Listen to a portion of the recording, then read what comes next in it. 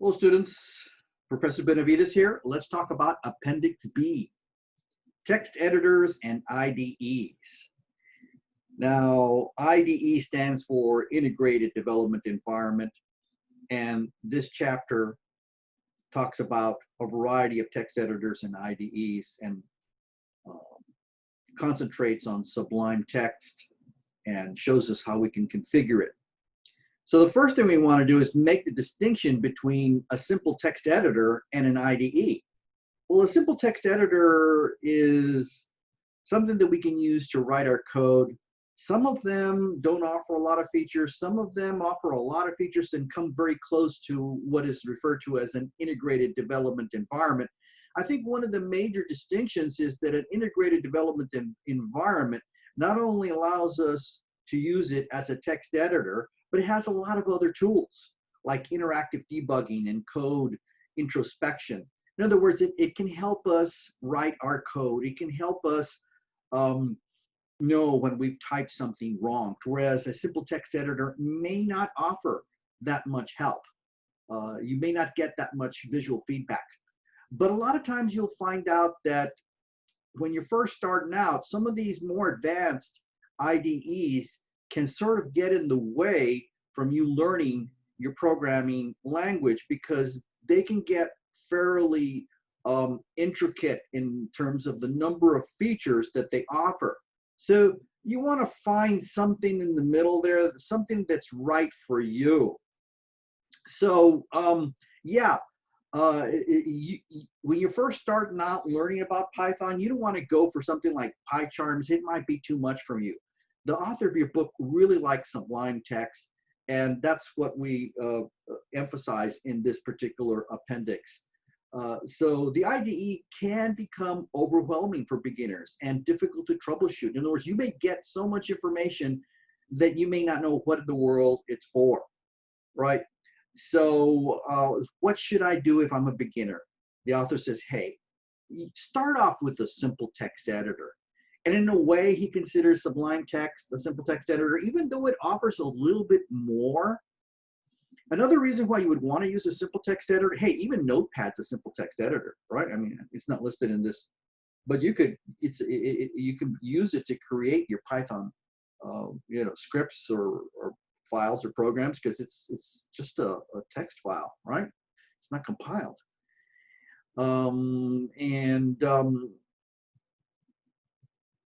Here we also see a situation where if you have an old computer, guess what? If you load up one of these complicated IDEs like PyCharm, the full version, the reason I keep saying that is, I mean, I've seen students who have old computers, they don't know they have old computers or computers with low specs, and they load PyCharm on there and it just weighs that thing down. So definitely use a simple text editor if you have an older computer and you're just starting out learning about Python. But if you got a fast computer and you think you can handle it, I mean, by all means, go for Visual Studio Code, PyCharm. You may want to try some other ones. There's quite a few of them. So the author says, for right now, don't get hung up on your editor. I get a lot of students say, well, I couldn't turn in the first lab because I couldn't get Sublime Text or Visual Studio Code or Jupyter, notebooks to work right. I said, well, when you install Python, it comes with IDLE. Why didn't you use IDLE, right? The integrated, learning environment, developmental learning environment. So it comes with IDLE. You can do everything that you need for this class, and it comes when you install Python on your computer. Okay. So, but the author says, hey, concentrate on learning the basics of your programming language. So in this particular appendix, what are we going to cover? We're going to cover how to do some customization of the Sublime Text Editor, and we're also going to talk about some of the other editors that are available that you could use for programming in Python. And many of these text editors you'll find are used for many other languages, like say, for example, Visual Studio Code. I mean, you can use that for your JavaScript, you can use that for your HTML, CSS, you can use it for Python, They're used for many different purposes. So let's start off with talking about customizing Sublime Text. I'm going to talk about it first, and then we'll go and fool around with some of these settings. Now, one of the first things he talks about is, I don't know if you've fallen into this problem, but if you mix tabs and spaces in your code, it can create problems in your programs that are difficult to diagnose. In other words, you may run your program and it may look like it's syntactically correct, but it's getting mixed up because of the spaces versus tabs. So you either need to be one way or the other. So he says, hey, go to view indentations and make sure indent using spaces option is selected. If not selected, also make sure that your tab width is set to 4 spaces. Then he also says to go ahead and go to view indentation, convert tabs to spaces if you already have a mix. The idea here is the problems are going to happen if you have a mix of tabs and spaces. Now, in other words, instead of pressing the space bar, somebody did space, space, space, space. That's instead of doing tab. So if you're mixing them up, mixing spaces with tabs to get the same effect, your program can run into problems. It's just the way the editor works, right? So you can go ahead and just convert the whole darn thing one way or the other. So now, if you do that, now you can use the tab key to indent lines of code, and Sublime Text will insert spaces automatically to indent those lines. So in other words, it's gonna put in 4 spaces for the indent, because everything you do really in the editor is going to show up, and I'll show you how you can do take a look at whether you use spaces or tabs, something keyboard shortcut not covered in this appendix. Another thing is a lot of people want to go ahead and make sure they don't go too much to the right, so you can set your ruler to 80. This is helpful for printing, and it's also for helpful for not letting your code go too much to the right, making it more difficult to read. So another thing you can do is learn how to indent and unindent blocks of code. Now, why would you want to learn to do that? Well, later on, when we start copying and pasting code from one section to another section, you may want to like put one control structure in another control structure, and that will require indentation. Or if you're moving a block of code that's not indented inside of a block of code that requires indentation, let's say you want to put it in an if block or a while block, you're going to need to indent that. Now, you could go ahead and do this one line at a time. You're welcome to go ahead and do that. Or you can use the editor to help you do this. There's a keyboard shortcut, and there's a way you can do it from the menu. So take your pick. Sooner or later, you're going to go ahead and learn that it's much easier to just remember to do the control right bracket to go ahead and indent. And if you're on the Mac, that would be command right bracket if you're on the Mac OS. Now, sometimes there's also a need to go ahead and comment out blocks of code. There's 2 reasons why I do this. Number one, I have a line of code that is not working out, and it's crashing my program. And I can't figure it out right now. I'm going to go work on something else. I'll just go ahead and comment that a line of code, or really it's typically like a block of code, several lines of code. So you could go ahead and select that and comment the whole thing out. It's and then you can go ahead and uncomment. It's the opposite. So it's a toggle. So if you're on a PC, it's control/. If you're on a Mac, it's command/. So commenting blocks of code is important where maybe a block of code is offending, or maybe it represents a tactic or strategy that you have not fully developed, but you don't want to delete the code and you want to come back to it later. You can go ahead and comment that out and come back to it later. Saving your configuration. Some of the things that we talked about here, you can do it from menus, but if it's something that you're going to want to have, he shows you how you can go ahead and just make it a permanent feature of the editor. Okay, so in other words, remember how we set the ruler to 80 from the menu? Guess what? That's for every file. So if you start another file, guess what? You're going to have to go and set the ruler to 80 again. You know, and then the same thing for translate the tabs to spaces. So why not just go ahead and put that in, you know, to your editor, so that every time you do open up a new file, the ruler's already set, and it's already set to translate tabs to spaces. That means that when you press tab one time, it's not going to show up as a tab icon. It's going to show up as 4 little spaces. Okay. So the idea here is that there's lots of customizations that you can do for all the editors. Now he centered on things that you can do to Sublime. Are there other things that you can do? Yes, there's a ton. There's one that I provide at the end of this appendix that's not related to this appendix, that shows you how you can customize Sublime so that it can use or deal with user input. Because as you know, Sublime cannot handle user input. But with this little video that you watch, you'll end up using a keyboard shortcut that'll allow you to create a program that utilizes user input and run it. It's not a clean solution, but if you want to stay inside of Sublime, it's a way of doing it. Okay. So let me go ahead and start Sublime and just show you a few things related to customization.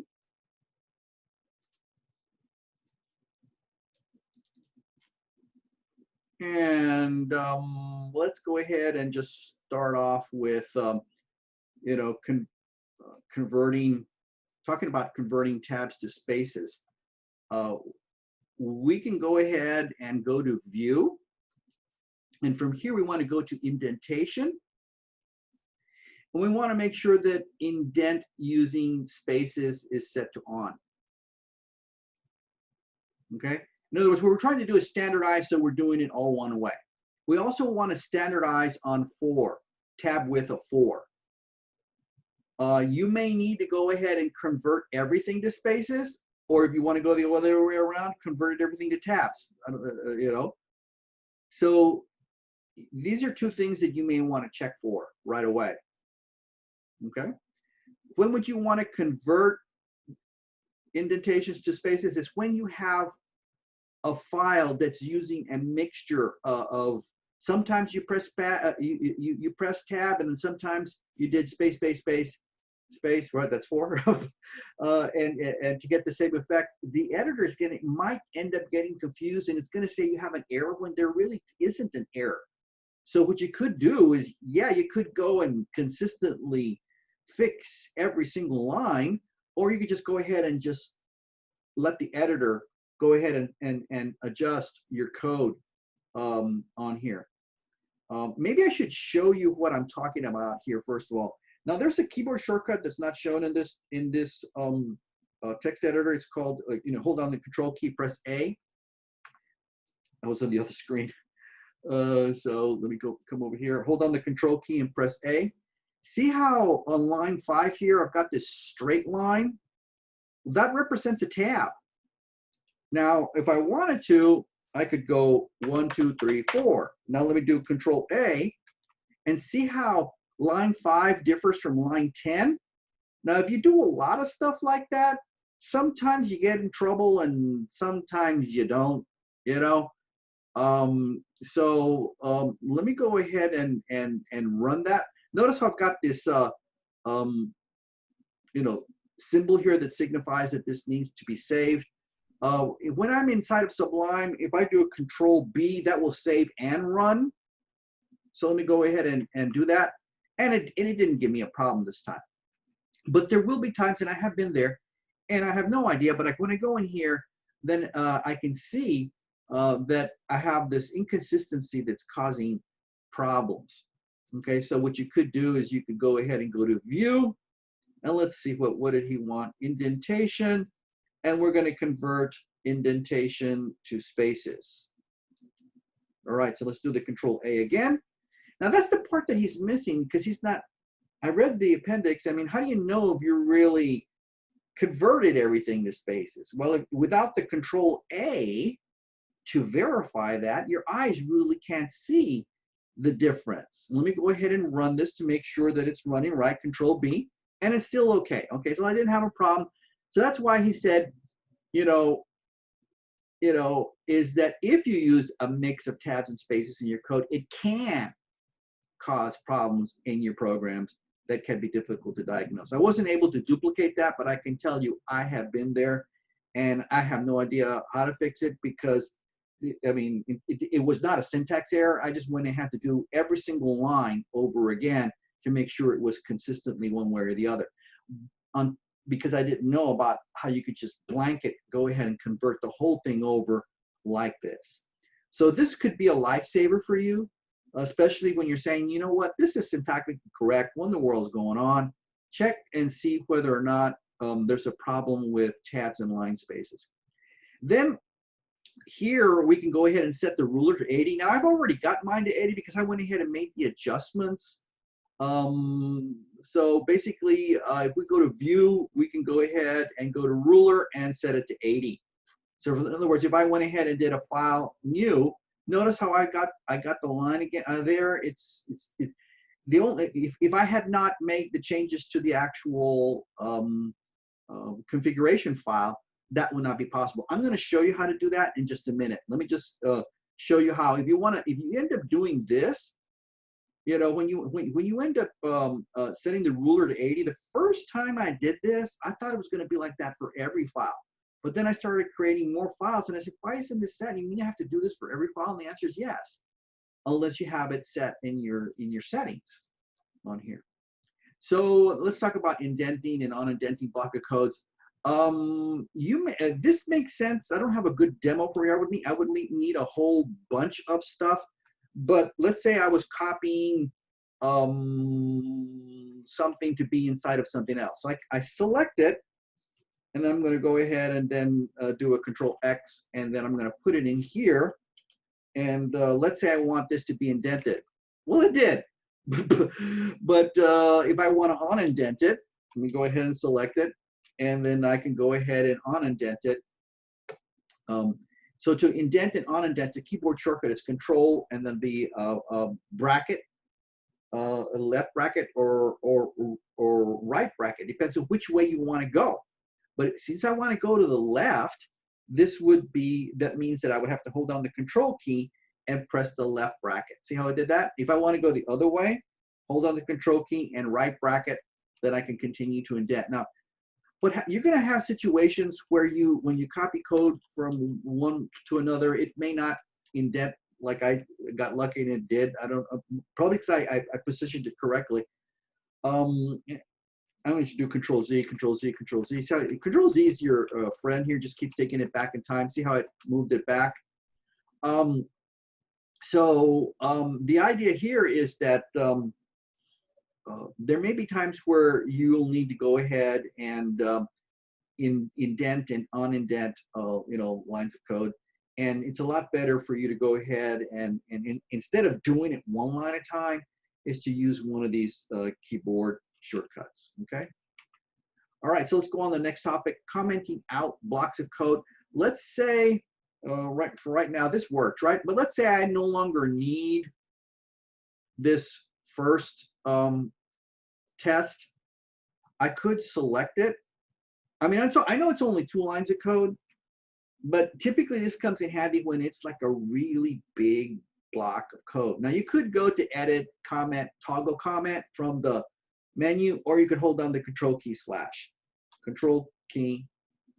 /, and that comments it out. Now, how do I uncomment? It's a toggle. So I'm going to Control key / it again, and it uncommented. See, toggle means it just goes one way or the other. So Control key / puts it into a comment. Control key / takes it off of the comment.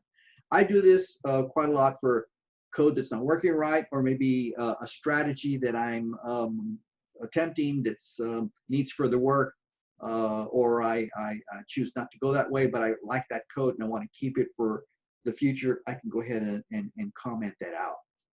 So now that brings us to saving our configuration so that we don't have to be setting it all the time. You know, so the idea here is that you can go ahead and go to preferences, and in preferences we're going to go to settings, and in here we want to look for the user, right? Look for preferences.sublime settings user. That's this one versus default. That's a different one. We're talking about this one over here. So what I did was I typed in rulers gets 80, and then I also put in translate tabs to spaces set to true. I'm going to tell you the truth here. I did this, and I misspelled rulers the first time. I can't believe I forgot the R. And then I was saying, oh my God, this doesn't work. How could the book be wrong? And then like a week later, I went and looked at it again, and I forgot the R.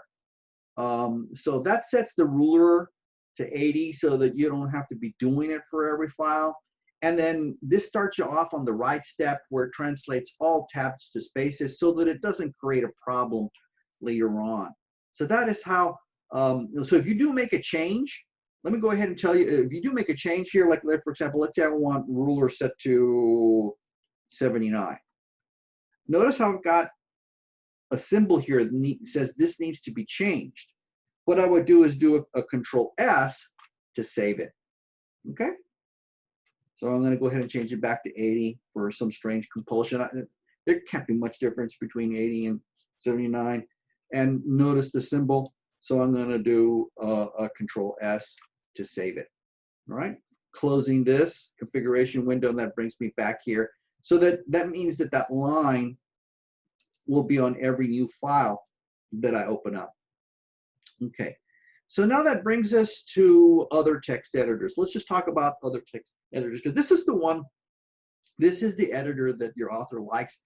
And the reason for it, I think one of the main reasons is the output is very clean and simple.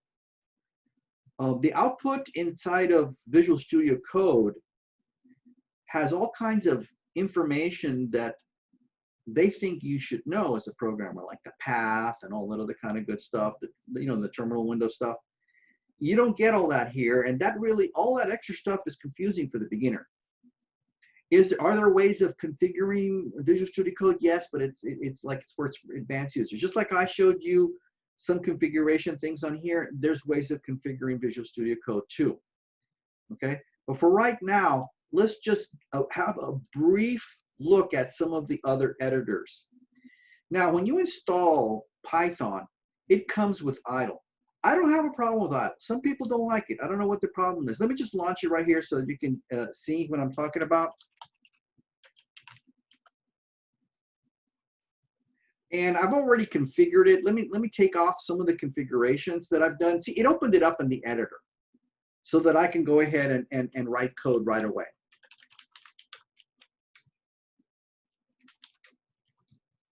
And run it. I've got the font set up. They want me to save it. And you don't have to put PY, which is great. It's kind of like a drag in Sublime. Why can't they just put the PY in there for you? I don't know. I've already got that one on there. All right, so it runs it in a separate window. What I like to do is I like to go ahead and get this and drag it to the right, to the left, excuse me. And when you do that, it'll anchor it. Then I can just choose the other one and run it this way. Okay. So let me show you what I did. I went to options and went to configuration. And one of the first things I did is I always make the size of my font bigger.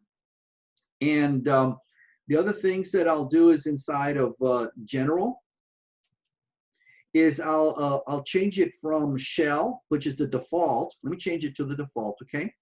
So that you can see what I'm talking about here.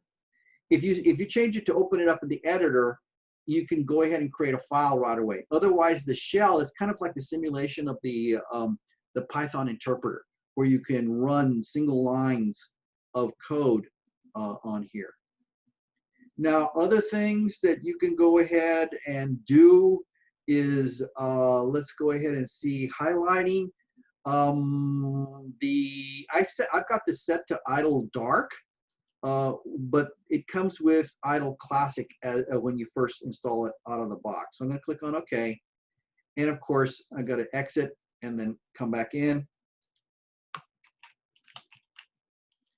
And when you first start IDLE, it's going to be like this, besides the font style. So from here, I can go ahead and do things, you know, at the command line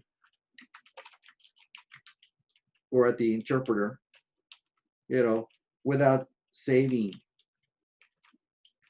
right?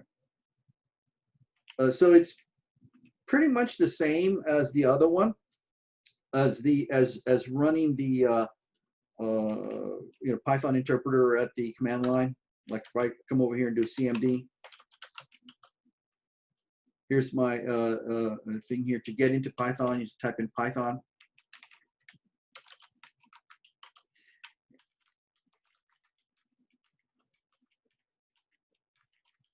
See, the only difference between these two that I like well, they got pros and cons. The IDLE shows the text in different colors. This one, when you run it at the command line, you don't. But you got this. You have the ability to use the up arrow key here at the command line or in the interpreter, or so you can reissue a command again.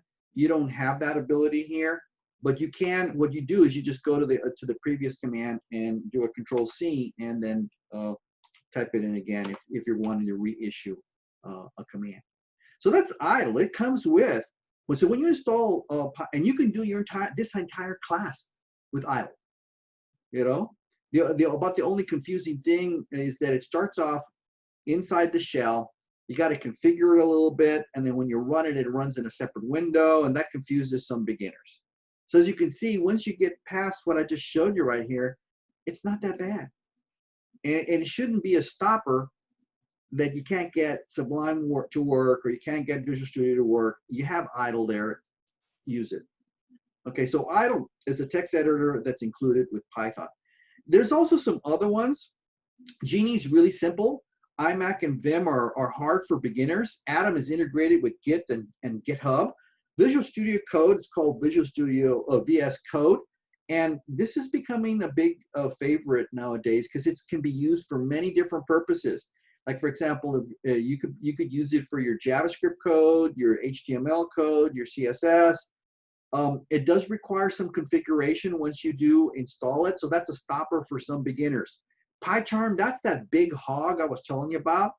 Is it good? It's good if you got a fast computer and you're an advanced programmer, but it can be overwhelming for the beginner. Then we come to Jupyter Notebooks. Here's another situation. This is very different. With this one here, you can actually run code blocks independently, allowing you to test small pieces of your program, and you can, or you can run all of the code blocks at once. So you can imagine you can have like a little block of code and just run that little piece. Now, Jupyter Notebooks was developed originally for use in scientific applications. So if you're going to be working on data analysis and scientific applications, this is definitely for you. It can be confusing for the beginner. So it's not recommended that you start off with this unless you have a very good background in technology. Now here's that video that I promised you that's not related to the appendix, and if you watch it, you will learn how to set up your Sublime so that it can deal with user input. Let me show you what I'm talking about here. I've already got my Sublime configured according to that video.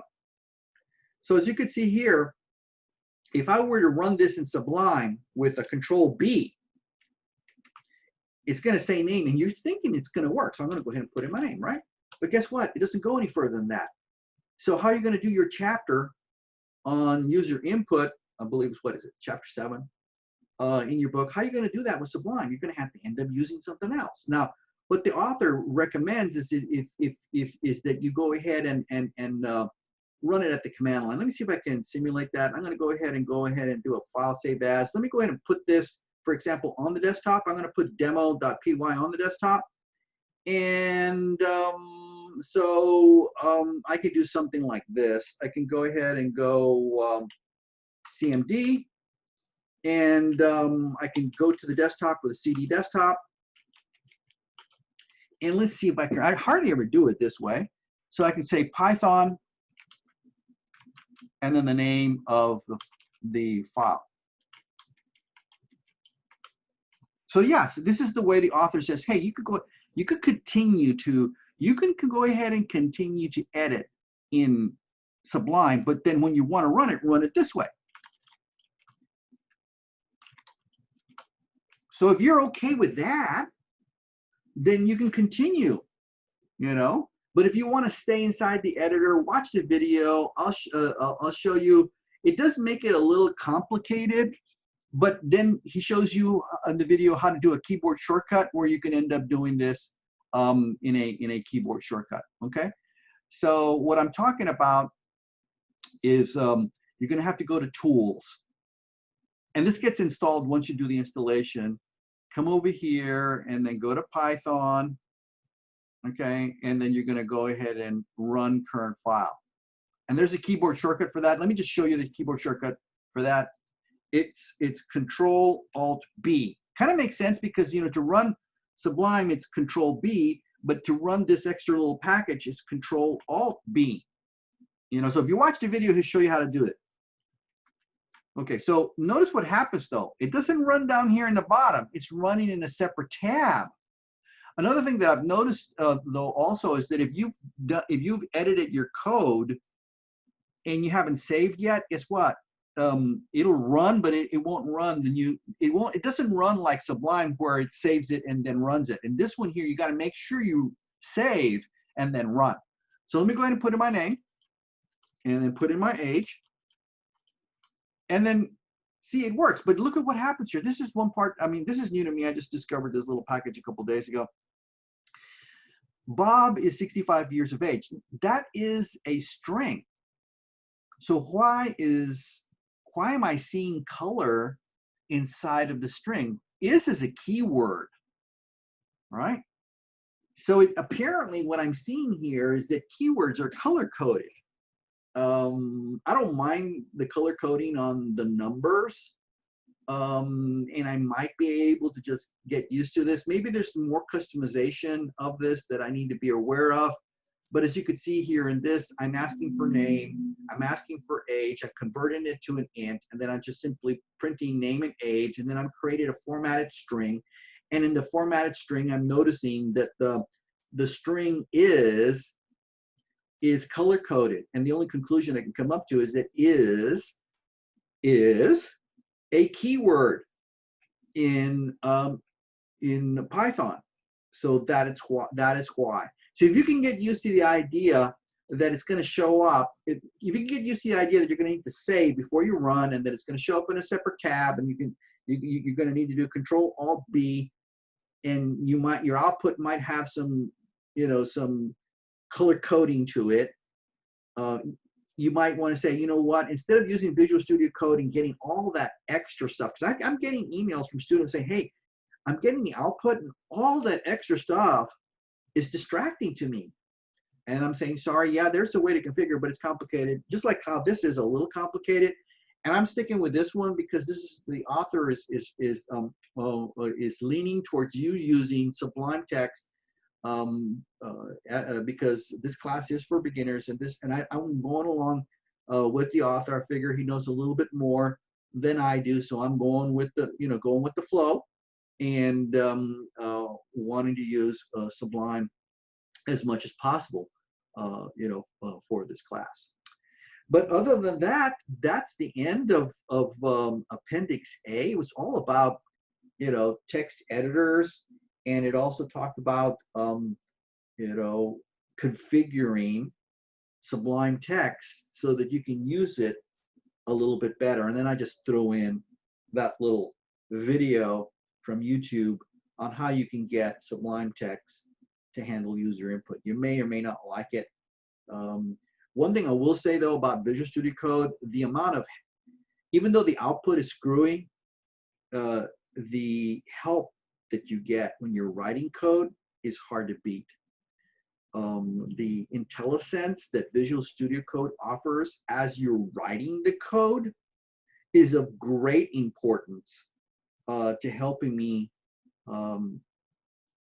write my code in a more effective and efficient manner. I know you get a little bit of help with Sublime Text, but to me it just doesn't seem to match up. So Sublime Text is a great stepping stone to other editors, is the way I look at this. Other than that, thank you very much, Professor Benavides. Over and out.